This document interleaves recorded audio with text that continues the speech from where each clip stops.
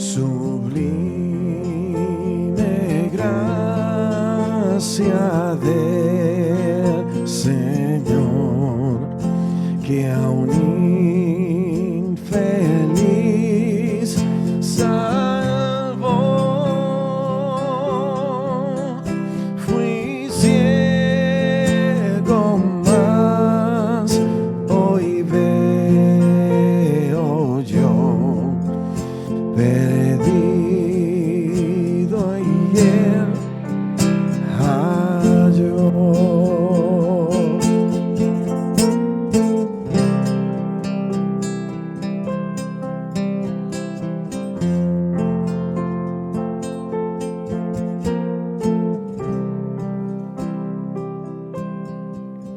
Su gracia me enseñó a temer, mis dudas ahuyentó. Oh, cuán precioso fue mi ser cuando Él me transformó.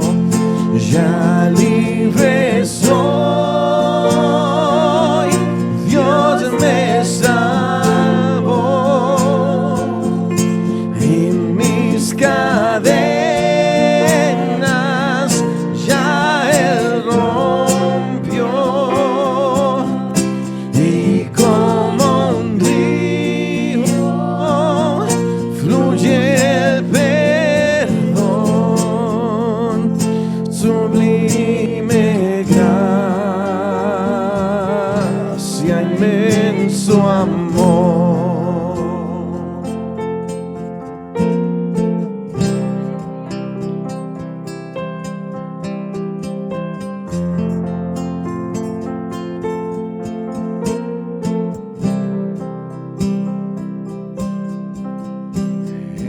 Los peligros, tu aflicción, que yo he tenido aquí.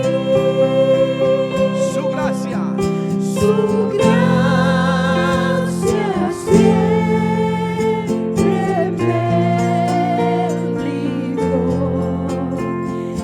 y llegué allá feliz. ya libre soy, ya libre soy, Dios me salvó y mis cadenas ya Él rompió, y como un río fluye el perdón. Sublime gracia, inmenso amor.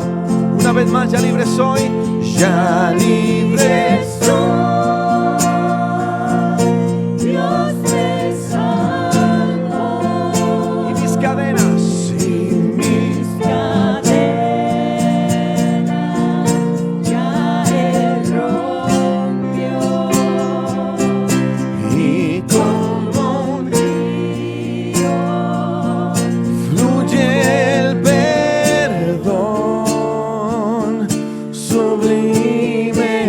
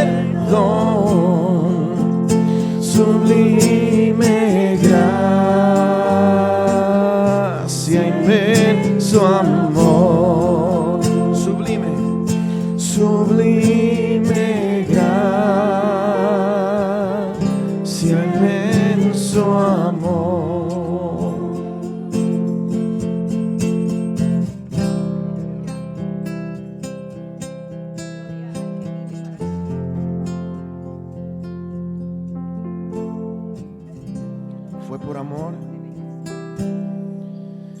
Fue por amor, su gran amor, su gracia me salvó. Fue por amor, su gran amor, su gracia me salvó. Lo hizo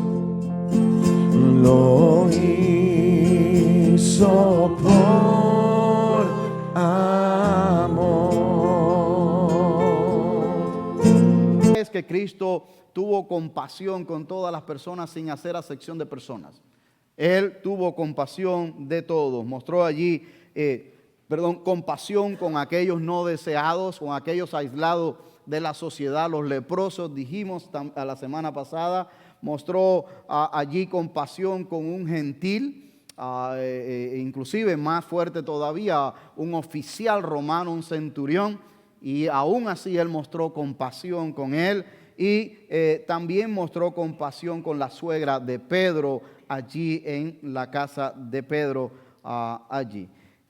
Así que vemos esta compasión de Jesús por todos lados. Y dijimos la semana pasada que en los capítulos 8 y 9 hay una cantidad de milagros pasando en estos 8 y 9 capítulos, que son alrededor de unos 10 milagros pasando allí. Y hemos escogido algunos de ellos para estar hablando sobre este tema de ven y ve, ¿cierto? El camino hacia la tumba vacía. Hoy, ven y ve está relacionado con el poder de Cristo. Hoy nos está invitando la Escritura a venir y ver el poder de Cristo. Yo no sé si usted ha oído hablar en las noticias o por ahí acerca de HARP. Yo no sé si usted sabe lo que es HARP. Y esto solamente lo estoy citando como una ilustración, ¿cierto? Pero HARP es High Frequency Active Auroral Research Program de la Universidad de Alaska. ¿Y qué es lo que es HARP? Bueno, HARP es, son unas antenas que están allá de la Universidad de Alaska, en Alaska, pero son cientos de ellas que, eso es lo que hace, emiten frecuencias, ¿verdad? Y según algunas teorías por ahí, yo no sé si es cierto o no, han sido usadas, aparte de lo normal que fueron establecidas, para alterar el clima, ¿cierto? Pero eso son algunas teorías, a mí no me consta, yo no lo sé. Pero ¿por qué estoy trayendo el punto este? ¿Por qué usted dice, bueno, ¿y por qué usted trajo eso si no tiene nada que ver? Bueno, no, lo que pasa, lo estoy trayendo es porque el hombre caído, el hombre pecaminoso, siempre ha querido jugar a ser Dios. Siempre ha querido jugar a ser Dios. Y tal vez, yo no lo sé, esto sea uno de sus intentos de alterar el clima, como también ha querido alterar los alimentos, como también ha querido alterar los procesos naturales de nacimiento y crecimiento para darle más velocidad a las cosas, que las podamos tener más rápido en los supermercados, ¿cierto? Como también ha querido alterar la creación natural y tener el atrevimiento de modificarla allí también, ¿verdad? Así que el hombre siempre ha querido estar en esto que representa un reto para él allí. Y la historia nos los prueba a nosotros, donde muchos de los faraones en la historia se hicieron dioses ellos mismos. Y no solamente se hicieron dioses, sino que querían que les adoraran también, ¿cierto? No solamente faraones, sino reyes también tanto como el que hemos estado estudiando los miércoles en la noche en Isaías, Nabucodonosor del imperio babilónico y otros más en el imperio romano también en la época del Señor Jesucristo. Así que esto es algo que la historia lo ha documentado y nosotros lo tenemos allí en su intento de jugar a ser Dios. Hoy el hombre en ese mismo intento todavía sigue con ese afán de ganarle la batalla a Dios y quiere estar allí jugando a ser inmortal, ¿cierto?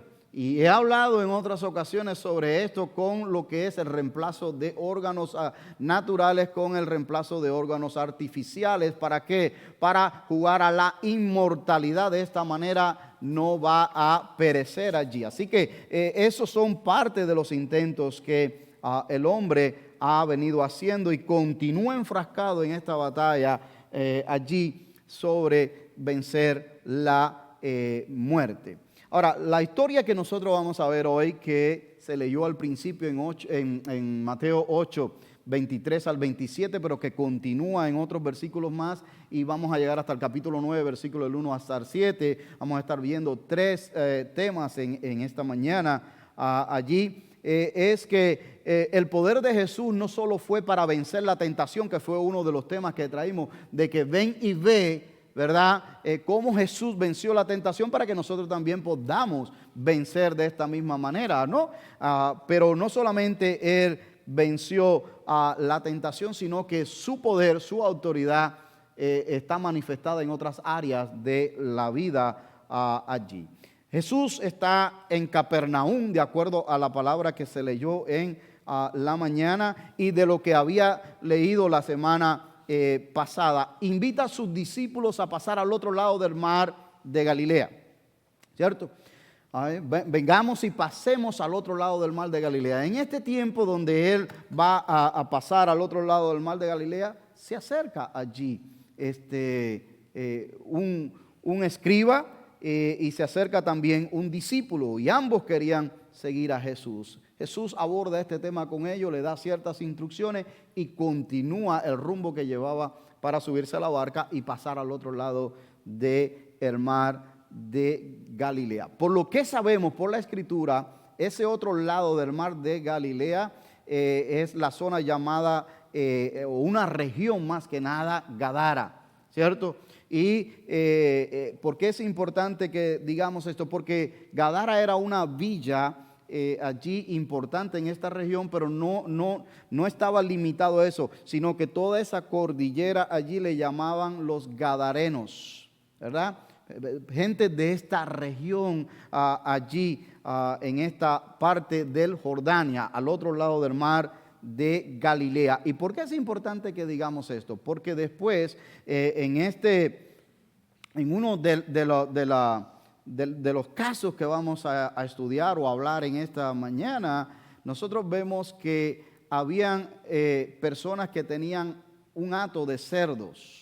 Y usted dice, pero ¿qué tiene que ver esto con nosotros? Bueno, tiene que ver porque de ahí se deduce realmente que estas personas no eran judíos, porque los judíos no iban a criar cerdos, sino que eran gentiles. Los gentiles sí iban a criar cerdos y lo tenían ellos normal, pero para el judío estaba prohibido. Entonces, realmente esta parte histórica y estos datos son interesantes cuando usted estudia la palabra del Señor. Y mire lo que dice allí, si usted tiene sus Biblias abiertas, yo le exhorto a que siga. También, si usted tomó un boletín en la mañana, también le exhorto a que siga el bosqueo y vaya rellenando. Y si el Señor le habla en algo, pues usted tome una nota de lo que Dios le ha estado hablando en esta mañana. El versículo 23 y 24 dice, y entrando él en la barca, sus discípulos le siguieron. Y he aquí que se levantó en el mar una tempestad tan grande que las olas cubrían la barca, pero él dormía. Él dormía. Y de esto se ha predicado mucho y de diferentes enfoques, ¿cierto? Diferentes ángulos se puede mirar. Hoy realmente nosotros lo vamos a estar viendo de que ven y ve la autoridad de Jesús. Ven y ve el poder de Jesús manifestado en tres áreas. Esta es la primera. Este episodio que vamos a tratar de la tormenta es la primera. Hay el otro episodio más adelante de los endemoniados, es otro, y el paralítico es otro. Esos son los 3 episodios que vamos a ver hoy y cómo la autoridad de Jesús fue manifestada en cada uno de ellos allí. ¿Y qué es lo que nos está invitando el Señor hoy a ver por medio de esto? Tengo que decirle también que el mar de Galilea, y se le conoce como el mar de Galilea por la extensión tan grande de agua que es, pero en realidad lo que es un lago, ¿cierto? Si usted ve el mapa, es un lago, se le llama mar por esto. Pero lo interesante es que este lago, este mar, está ubicado entre cordilleras. O sea, hay unas zonas montañosas grandes alrededor de él, allí en Galilea. Y cuando vienen los vientos del mar Mediterráneo, que no está lejos de allí, vienen estos vientos y forzajean con las montañas y encuentran aquellos pasadizos y entran, cobran fuerza en el mar de Galilea por el calor que está subiendo de esta agua y forman estas tormentas tan veloces, tan rápidas y que pues son peligrosas en este mar porque el oleaje es fuerte allí. Ahora, esto fue lo que pasó cuando Jesús y sus discípulos iban en esta barca. Las barcas, hermanos, no tienen nada que ver con las barcas que hoy nosotros vamos allá y pasamos el mar de Galilea de un lado al otro en unas barcas bastante confortables, bastante grandecitas, fuertes. No. De hecho, en el museo de allí de Galilea encontraron lo que se aproxima a una de las barcas de aquel tiempo cuando el mar de Galilea descendió y el agua fue bajando su nivel. Dentro del lodo unos pescadores encontraron algo de madera y empezaron a escarbar y era una barca que según los estudios que le hicieron a la madera y todo esto data de aquellos años y la tienen en el museo, la pudieron rescatar, ¿verdad? Con mucho cuidado y todo eso y la tienen allí. No es muy grande, hermano, no es tan grande honestamente. No es tan ancha tampoco. O sea que cualquier oleaje fuerte, por supuesto que el agua se iba a introducir dentro de esta barca allí. Ahora, la palabra que se usa aquí para describir tormenta, de repente, de pronto, es seísmos. Es la palabra seísmos. De ahí nosotros tenemos la palabra sismos, ¿cierto? Y tenemos sismógrafo, que es el aparato que se usa ¿para qué? Para medir la intensidad de un temblor o vibración. Y son los que usan para los temblores. De ahí viene el sismógrafo, el sismo. Ahora, ¿por qué usaron esa palabra? Porque es donde único. Es donde único esta palabra se asocia con, que no tiene que ver con un temblor de tierra.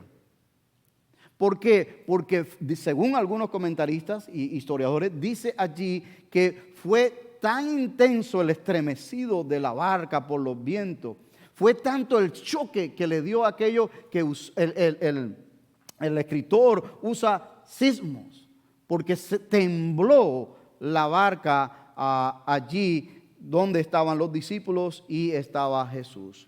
Y Jesús dormía. Y dice el versículo 25 al 27, y vinieron sus discípulos y le despertaron, diciendo: Señor, sálvanos que perecemos. Él les dijo: ¿por qué teméis, hombres de poca fe? Entonces, levantándose, reprendió a los vientos y al mar, y se hizo grande bonanza. Y los hombres se maravillaron, diciendo: ¿qué hombre es este, que aún los vientos y el mar le obedecen? Hermanos, qué gran ventaja es tener a tu lado aquel que puede calmar las tormentas. Qué gran ventaja, ¿sí o no? Es maravilloso. Y fíjense lo que es interesante, no solamente que puede calmar las tormentas exteriores, pero que también puede calmar las tormentas interiores. Y bueno, de ahí se puede formar una prédica y decimos, y qué bueno que sabemos ir a aquel que lo puede hacer en vez de ir a otro lado y todo eso, pero el punto de hoy es: ven y ve la autoridad de Jesús. Ven y ve el poder de Jesús. Ese es el enfoque nuestro en este día, hermano. Y eso es una bendición grande que no todo el mundo la tiene. ¿Quiénes la tienen? Los discípulos. Aquellos que le siguen. Aquellos que le seguimos. Porque Jesús está disponible para todos, pero no todo el mundo lo ha hecho el Señor de su vida. No todo el mundo tiene este compromiso con Él de seguirle y servirle. Pero aquellos que le siguen, le sirven, aquellos que han entrado en esta relación de pacto, ¿cierto? Con Él, sabe que Él nunca los dejará, dice la palabra del Señor. Y que cuando vengan estas tormentas que van a venir a tu vida y a mi vida, podemos clamar, Él está realmente muy, pero que muy cerca allí. Dice algunos comentaristas bíblicos, y yo coincido con ellos, Jesús calmó dos tormentas, y se lo dije, la del mar de Galilea y la del corazón de los discípulos. La del mar de Galilea y la del corazón de los discípulos. Dice allí el doctor Bud Atley que esta tormenta repentina fue una oportunidad creada por Dios para dos cosas. Para dos cosas. Revelar la autoridad de Jesús, quién es Jesús, y edificar la fe de los discípulos. ¿Por qué él dice esto? Porque recuerden ustedes el contexto de dónde venían los discípulos. Venían de acabar de ¿qué? De oír la escena del centurión, donde el centurión entendía lo que es la autoridad. ¿Se recuerdan? Hablamos de esto la semana pasada. El centurión entendía lo que era la palabra autoridad y por eso le dijo a Jesús, yo no soy digno que entre bajo mi techo, pero di tu palabra y mi siervo, ciertamente sanará. Él entendía el concepto de autoridad. Los discípulos habían oído esto. Habían oído de que Jesús realmente se maravilló por la fe del centurión y dijo, wow, yo no he visto tanta fe en Israel. Y ahora los discípulos están en una situación donde no están ejerciendo esta fe y de ahí es que Jesús viene y trae esto. Este incidente, hermano, nos recuerda dos cosas. Nos recuerda quizás muchas cosas más, pero dos cosas. Que Jesús tiene autoridad sobre la creación. Jesús tiene autoridad sobre la creación. El temor es una emoción natural, pero hoy Dios te recuerda que Él está en control sobre todas las cosas. O sea, el temor es una emoción natural. ¿Ok?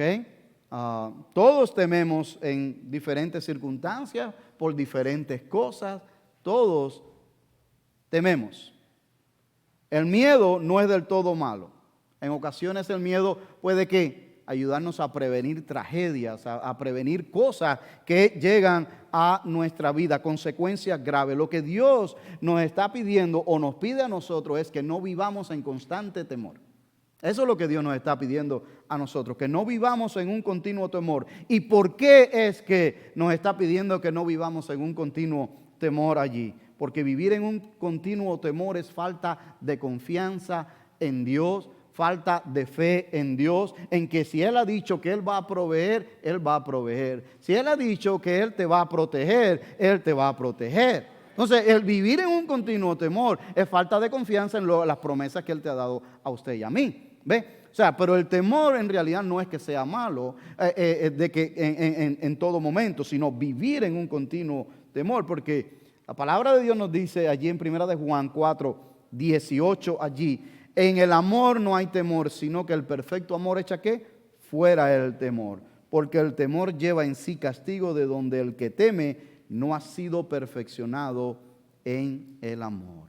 Y viene aquí Jesús y le dice en el versículo 26 a sus discípulos, Él les dijo, ¿por qué teméis, hombres de poca fe? Entonces levantándose reprendió los vientos y el mar y se hizo grande bonanza. Este reclamo tiene que ver con lo que había sucedido anteriormente. Ahora ellos se veían amenazados por una tormenta y no ejercieron su fe totalmente. Sí ejercieron fe, y digo no totalmente, pero sí ejercieron fe. ¿Cuál fue la fe que ejercieron? Fueron al maestro. Ejercieron la fe en que Él podía hacer algo y fueron a Él. Pero no ejercieron la fe totalmente. ¿Y qué quiero decir con esto? Ellos tuvieron fe en ir a Jesús, sabían que Él podía ayudarle con su temor, pero no ejercieron la fe completamente en decir, si Jesús está en la barca, nada nos puede pasar fuera de su voluntad. Si Jesús está en la barca, nada nos puede pasar fuera de su voluntad. Ahora, yo quiero que usted vea el contraste. Esto fue, los discípulos tuvieron fe, en alguna medida, fueron a Jesús. Pero no la tuvieron completamente porque si Jesús estaba ahí, ellos dependían de Él. El Maestro está aquí, Dios está aquí. ¿Qué me puede pasar? Y si Él permite que pase, Él está en control. Hasta ahí estamos bien. Pero mira la diferencia entre ellos y Jesús. Jesús está en la barca. La tormenta está azotando el barco. ¿Y qué está haciendo Jesús? Durmiendo. Durmiendo. ¿Sabe por qué? Porque Él confiaba plenamente en la voluntad del Padre. Que nada iba a suceder, ni a Él ni a los que estaban con Él, a menos que el Padre lo permitiera. ¿Ah? Él puede descansar. Él puede descansar y por eso viene y le dice, hombres de poca fe. No solamente yo estoy aquí, mi Padre está en control. Mi Padre está en control. Les digo algo curioso, pero real, lo cual realmente nos debe de dar mucha confianza a nosotros a la hora de clamar a Dios. Y si usted no se lleva nada hoy de este servicio, que yo sé que sí se va a llevar porque la palabra nunca vuelve vacía, una promesa de Dios, mientras que yo me sujete a predicar de la palabra de Dios, ¿cierto? Pero le voy a decir, si no se lleva algo, nada, llévese esto que le voy a decir ahora. ¿Ok? La tormenta, por tan embravecida que está, no despertó a Jesús. Y usted se imagina el oleaje y los cabezazos y todo aquello. Y esto no despertó a Jesús. Pero usted sabe qué fue lo que despertó a Jesús. Los gritos de auxilio de los discípulos. Los gritos de auxilio de los discípulos. ¿Sabe? Eso debe decirte algo a ti y a mí. Las tormentas de la vida no van a impresionar a Dios ni lo van a sacar de su cauce. Las tormentas que lleguen a tu vida y a mi vida, lo que esté pasando en el mundo, no van a sacar a Dios de su plan que tiene determinado para el mundo, para tu vida y para mí. Nada de esto va a estropear su plan. Pero aún en medio de todas estas tormentas y los escándalos del mundo y lo que pueda pasando a tu alrededor en tu vida personal, Dios sí te va a escuchar. Dios nos va a escuchar. Dios nos va a escuchar de manera muy personal. ¿Qué te quiero decir con esto? No te canses de pedirle a Él. Él te escucha. Él te escucha. ¿Qué más nos invita Jesús a venir a ver en esta historia? Tengamos fe en Dios y en Él. Todo está bajo control. Todo va de acuerdo a su plan, su voluntad. Mire lo que dice allí el versículo 27. Y los hombres se maravillaron diciendo, ¿qué hombre es este? Que aún los vientos y el mar le obedecen. O sea, ¿quién es este? Pero ellos sabían quién era. Ellos sabían que era de Nazaret, de más arribita de la otra villa.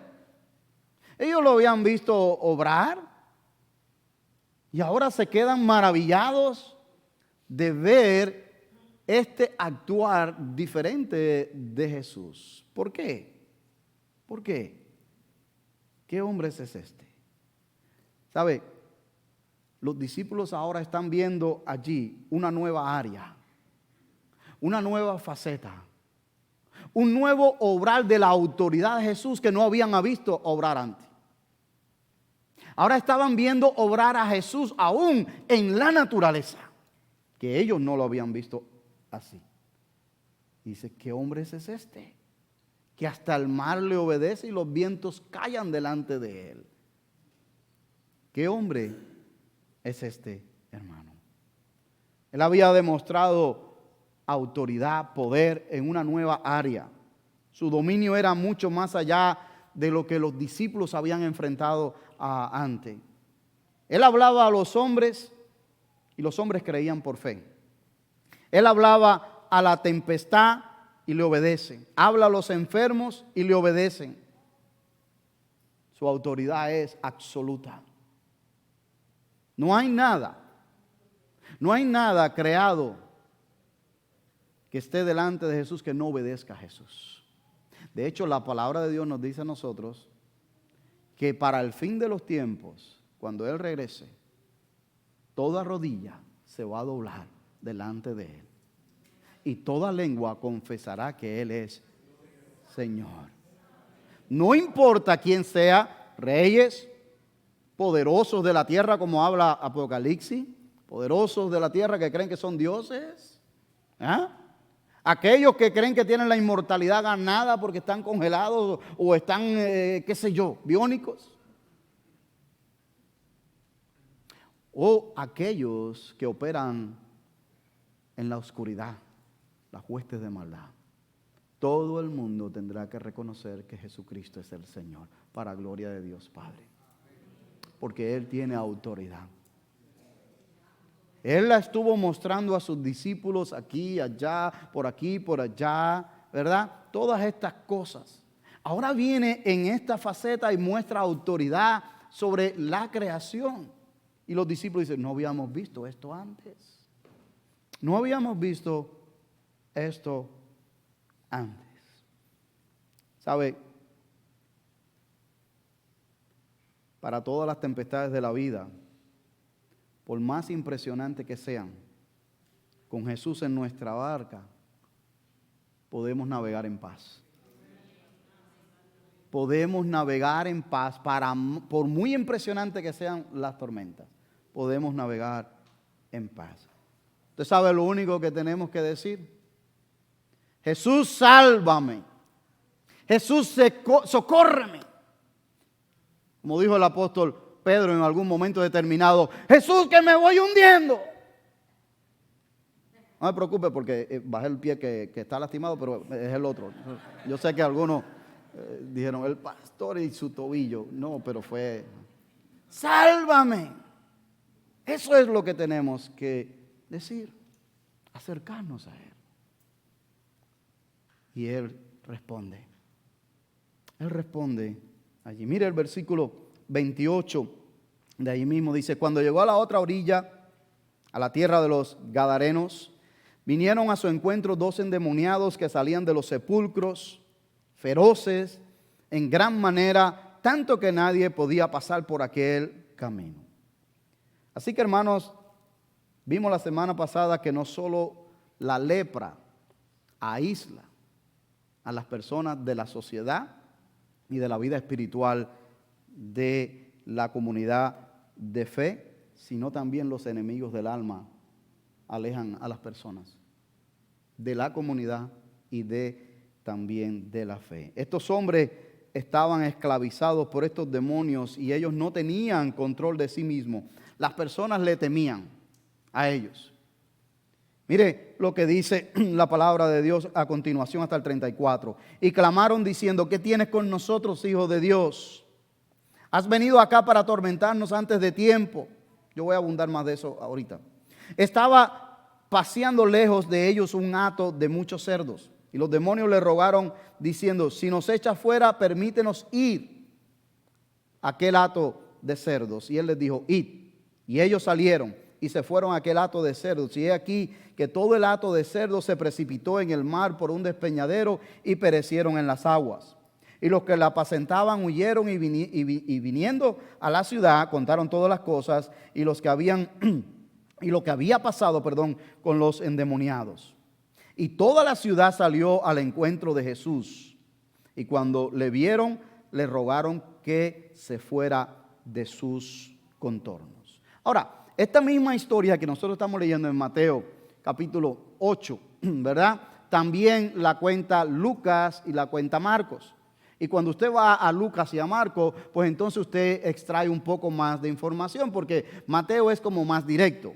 Pero Lucas da más detalles allí. Marcos también nos da algunos detalles y nos dice que eran alrededor de unos 2,000 cerdos los que se precipitaron por el despeñadero allí.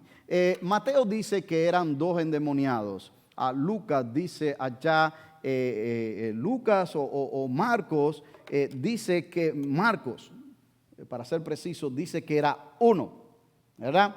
Y realmente usted dice, bueno, ahí está, la palabra de Dios se contradice. Por un lado dicen 2 y por otro lado dice 1. Bueno, la palabra de Dios no se contradice en este sentido, sino que el escritor tiene cierta libertad interpretativa de cómo pasaron los hechos. En este caso, Lucas y Marcos recibieron su historia de los hechos. Algunos dicen que del apóstol Pedro, que sí estaba allí, pero Mateo estaba allí, ¿verdad? O sea, y no es para tratar de justificar una cosa con la otra, simplemente tienen cierta libertad el escritor, si decir 1 o 2, el hecho que haya sido 1 o 2 no cambia la situación de la historia realmente allí, mis hermanos. Ahora, que los endemoniados estaban en sus cabales, ellos querían seguir a Jesús y Jesús le dice, no,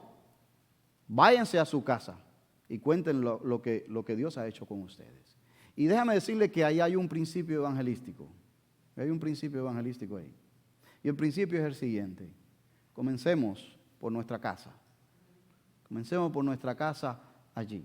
Ahora, yo entiendo que también hay una palabra que Jesús habló en Nazaret, que nadie es profeta, ¿dónde?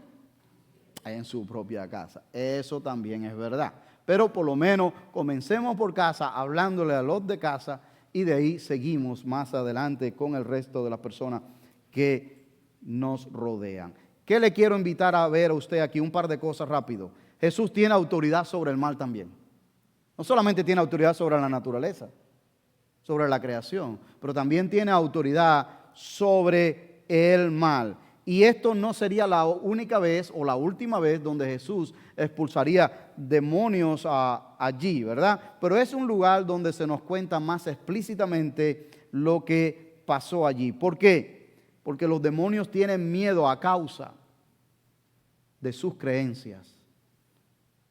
¿Y qué quiere decir que los demonios tienen miedo a causa de sus creencias? Que los demonios tienen miedo de lo que ellos saben de Jesús. Ellos tienen miedo de quién es Jesús. Mire lo que dice la Escritura. Ellos reconocieron a Jesús por nombre y como Hijo de Dios. O sea, en otras palabras, ellos saben quién es Jesús. Ellos reconocieron como Hijo de Dios. Ellos reconocieron que Jesús tiene autoridad, tiene poder. Porque ¿qué dijeron ellos? Has venido aquí para atormentarnos. Ellos saben quién es Jesús, saben la autoridad que tiene Jesús. Ellos están conscientes que tienen un tiempo asignado. ¿Sí o no? Dice la Escritura también aquí, has venido a atormentarnos, y después dice, antes de tiempo. Interesante, ¿cierto? Ellos saben que tienen un tiempo. Tienen un tiempo. Pero esta historia nos ofrece otro dato interesante también. Ellos no se gobiernan. Ellos no pueden hacer lo que ellos quieran. Es decir, bueno, yo voy aquí ahora a ir a College Road y voy a acabar ahí. No. Ellos están sujetos a la autoridad de Dios. Yo voy a ir a casa de aquellos cristianos allí y voy a formar allí. Ellos están sujetos a la autoridad de Dios, porque ellos no se gobiernan. Job ofrece un poco de luz en esto. Ahora, ellos sí pueden atormentar, ellos sí pueden lanzar dardos de fuego, ellos pueden hacer muchas cosas. College Road, la casa de los cristianos, donde que sí, yo esa parte la entiendo. Pero ellos no se gobiernan a menos que Dios se lo permita. Ellos le pidieron permiso, ¿nos vas a echar fuera? Ellos sabían que iban para afuera. Pero bueno, por lo menos permítenos irnos a los cerdos. Y eso le dijo, Eso es una escritura que todavía no se sabe muy bien por qué fue que Él le permitió que fueran a los cerdos. Realmente. Pero Él se lo permitió que fuera. Esto iba a afectar la economía local. Eran animales inmundos de acuerdo a la palabra de Dios, ¿es cierto? Pero afectaría la economía local y afectaría que se abriesen al Evangelio para recibir el Evangelio. Muchas trabas pudo haber presentado esto de él. De hecho, ellos le pidieron que se fuera de sus entornos. Ahora, vemos personas que tienen miedo de Jesús por su incredulidad. Fíjate, ¿logra ver usted el contraste? Los demonios tienen miedo de Jesús porque le conocen. Las personas tienen miedo de Jesús porque no le conocen. Qué contrariedad, ¿cierto? Uno porque le conocen y saben quién es, su autoridad. Y otros porque no le conocen bien. Porque creen que su autoridad los va a esclavizar. No, no es así. No es así. Es porque no conocen bien quién es Jesús. No conocen bien el carácter de Jesús. No conocen bien la misión de Jesús. ¿Para qué vino Jesús a este mundo? Ellos tienen miedo del poder de Jesús y le piden que se vaya de sus entornos. Y el poder de Jesús nunca va a obrar para amar en tu vida ni en mi vida. Nunca. Pero hay algo aún más triste aún aquí. Ellos por desconocimiento no saben que hay un tiempo donde todos tendremos que comparecer delante del tribunal de Cristo. Los demonios sí sabían que había un tiempo. Pero ellos no sabían. Ellos no sabían de esto allí. Y le hizo tomar una decisión poco sabia. Vete de nuestros entornos. Vete de nuestros entornos. Alejar a Cristo de su entorno es una decisión fatal. No sabía que la persona pueda tomar en su vida, hermano. Jesús nos invita hoy a venir y aprender de esta historia. Pero sobre todas las cosas de este final aquí, por ninguna circunstancia, hermano, por ninguna circunstancia, nos alejemos de Jesús o alejemos a Jesús de nuestras vidas. Por ninguna circunstancia. Entendamos o no entendamos. Entendamos o no entendamos. A veces las personas no entendemos todo lo que está pasando a nuestro alrededor. A veces no entendemos y cuestionamos a Dios porque permite cosas que pasan en nuestra vida que nos duelen y nos afectan. Eso es cierto. Y no las entendemos momentáneamente. De repente, después, con el pasar del tiempo, la miramos atrás y vamos entendiendo. Y Dios en su gracia y su misericordia nos permite que entendamos un poco el porqué de esta situación. Pero no importa si entendamos o no entendamos, no aleje a Jesús de su vida. ¿Y cómo yo alejo a Jesús de mi vida? Hay muchas maneras de alejar a Jesús de mi vida, ¿sí o no? Dejando de orar, dejando de hablar con Él.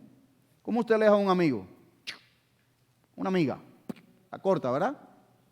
Ya no la llama tan seguido, no se llaman tan seguido, lo corre de las redes sociales. Cortamos comunicación. No hagamos eso con Jesús. Dejamos de orar. Dejamos de leer su palabra. Dejamos de congregarnos. Dejamos de servir. Y vamos alejándonos y lo vamos alejando de nuestra vida. No hagamos eso, mis queridos hermanos. Jesús manifestó su poder sobre la naturaleza. Manifestó su poder sobre el mal, sobre los demonios, pero hay una tercera y última. Jesús tiene autoridad sobre la aflicción. Dice el versículo 1 del capítulo 9. Entonces, entrando Jesús en la barca, porque le dijeron, no te queremos aquí. ¿Y qué sucede cuando le dicen a alguien, no te queremos aquí?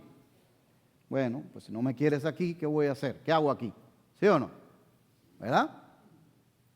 Eso es cuando ya Él está en tu vida y está en tu corazón y tú le dices, aquí el que gobierna soy yo. Y la carne se pone, ¿verdad? La carne se pone y te dice, sí, dale. Esto, tú te lo mereces. Esto es algo por lo cual tú lo has soñado toda tu vida. ¿Por qué no tenerlo ahora? ¿Acaso todo el mundo lo hace? ¿Verdad? Y la carne se pone y entonces empezamos a dejar a Jesús y lo vamos alejando. Y la carne tomando el control.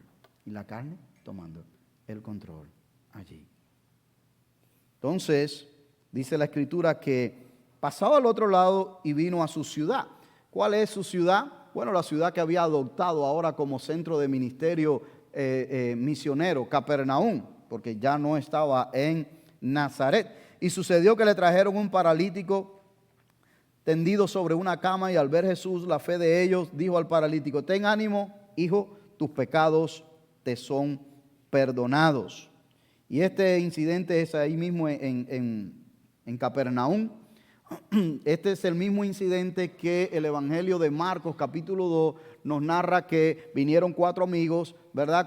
En la camilla, abrieron el techo porque no podían entrar y lo hicieron descender delante de Jesús. Es este mismo episodio aquí. Y le dice, tus pecados te son perdonados. Ahora, es interesante que Jesús en este caso específico primero va al alma y no a lo físico. Va al alma, va a la raíz del asunto y no a lo físico, como en otros casos había hecho allí, ¿verdad? Y es bueno entender el contexto religioso de la época. Y yo lo he mencionado en muchas ocasiones, pero se lo menciono rapidito. Parte del contexto cultural, eclesiástico, religioso de esa época es que cuando habían pecados en las personas manifestados así como paralítico, leproso, era ¿por qué? Porque estaban en pecado. Porque estaban en pecados. Y que por eso es que Jesús va directamente y le dice, tus pecados han sido perdonados allí. O sea, en otras palabras, este hombre pensaba, la opinión colectiva, especialmente de los religiosos más fervientes, es que él estaba en algún pecado allí. Y por el actuar de Jesús vemos que parece ser que lo que más le preocupaba a aquel hombre paralítico no era realmente el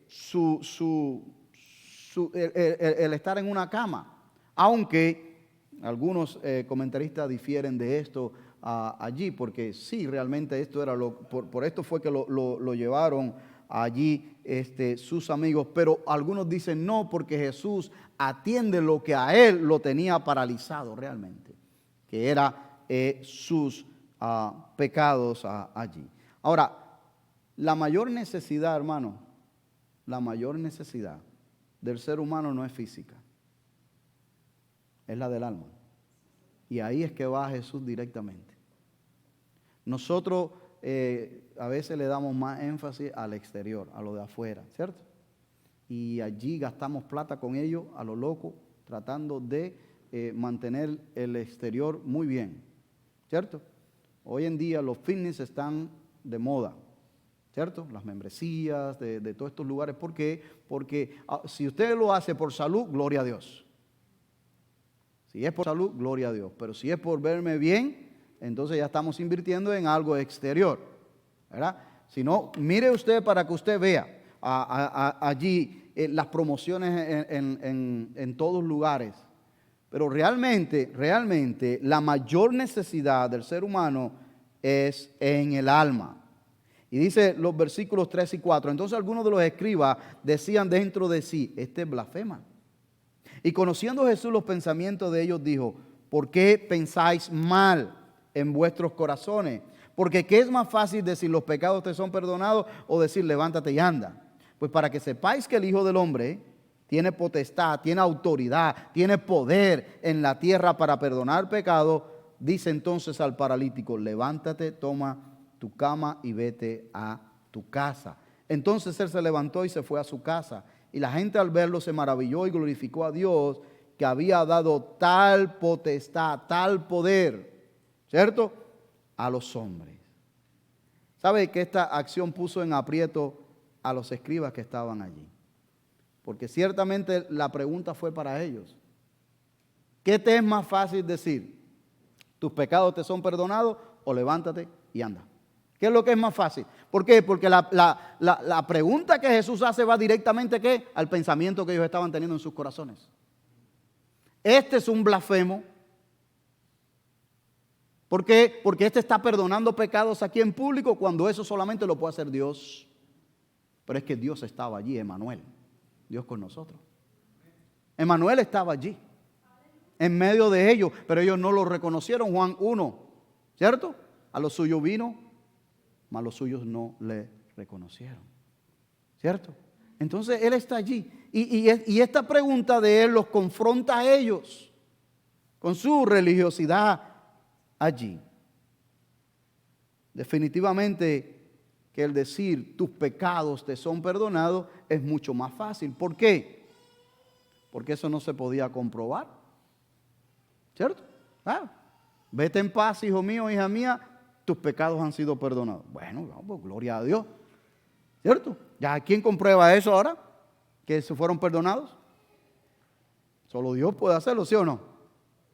Pero el decirle a él, levántate y toma tu lecho, esta aflicción que está castigando tu cuerpo de tantos años, esto que para el contexto religioso de la época es porque vos estabas en algún pecado. Usted estaba en algún pecado, por eso estás así. Esta es la consecuencia de tus pecados. Porque en algún momento le dijeron a Jesús, ¿quién pecó, este o sus padres? ¿Por qué? Porque era hereditario, supuestamente. Y él le dijo, no pecó ni este ni sus padres, esto es para la gloria de Dios. Y aquí fue lo mismo. ¿Qué era más fácil? ¿Tus pecados te son perdonados? Jesús vino y vino a lo que realmente le afectaba a él. Sí, hijo, tus pecados han sido perdonados. Pero como aquellos empezaron a cabildear en sus corazones, viene y le dice, pues mira, para que sepáis que el Hijo del Hombre tiene autoridad en la tierra también de perdonar pecados, ahora se los voy a demostrar. Levántate, toma tu lecho y vete a casa para que veas quién es el que tiene la autoridad de perdonar verdaderamente los pecados aquí. ¿Sabe usted lo que Jesús está invitando a ver a la audiencia aquí? Pero sobre todo los escribas, porque a ellos fue dirigida la pregunta. Tu duda puede ser despejada. Tu duda puede ser despejada. Tú dudas si yo tengo autoridad de perdonar pecados en la tierra. Pues con este acto, tu duda puede ser despejada. Analiza los hechos. Evalúa las circunstancias. Ve la historia. Ve el patrón repetitivo de conducta, de amor y de compasión de Jesús. Véelo. Y entonces tu duda puede ser despejada. Esto es para que sepáis que el Hijo del Hombre tiene autoridad, poder, potestad también en la tierra. ¿Usted sabe que esa es una declaración mesiánica? Allí delante de ellos. Esto es para que sepas que el Hijo del Hombre, porque esa era la frase favorita de que Jesús le gustaba que lo llamaran. El Hijo del Hombre. El Hijo del Hombre vino a salvar y a buscar ¿qué? Lo que se había perdido. Usted lo va a encontrar en la Escritura repetitivo eso. El Hijo del Hombre, porque destaca la humanidad de Cristo. Y le dice aquí para que sepáis. Una declaración mesiánica de Jesús a ellos aquí. Hoy Jesús nos invita a que por medio de la Escritura, de lo que hemos venido analizando el capítulo 8 y capítulo 9, veamos su poder sobre la naturaleza, sobre el mal y sobre las aflicciones. Y Él sigue en control, listo para actuar en tu vida y en mi vida. Como dice allí el doctor Wiersbe, todas las personas que intervinieron en estos milagros necesitaban paz. Y Jesús se la dio. Y Jesús se la dio. Paz en la tormenta, paz en el alma, aquellos endemoniados, y paz en la conciencia de aquel que estaba afligido con aquella parálisis allí. Termino con esta meditación muy pequeña. El poder de Jesús actúa en aquellos que se lo piden